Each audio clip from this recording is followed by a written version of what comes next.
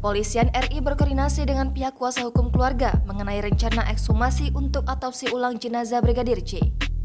Diketahui, ekshumasi merupakan pembongkaran kuburan yang dilakukan oleh pihak berwenang, satu di antaranya pembongkaran kuburan tersebut untuk otopsi ulang. Kadif Humas Polri, Irjen Dedi Prasetyo menyatakan bahwa penyidik masih mengatur waktu proses ekshumasi untuk otopsi ulang jenazah Brigadir J saat dikonfirmasi pada Jumat 22 Juli 2022. Dedi Prasetyo menuturkan, penyidik Polri telah menargetkan proses otopsi ulang Brigadir J untuk segera dapat dilakukan dalam waktu dekat.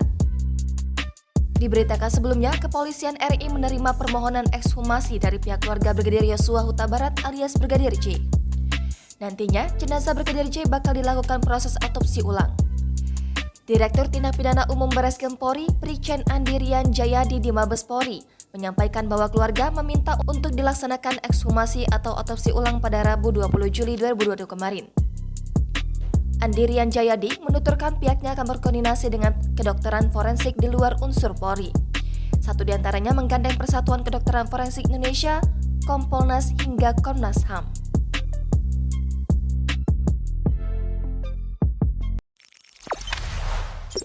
Jangan lupa subscribe, share, komen, dan like ya!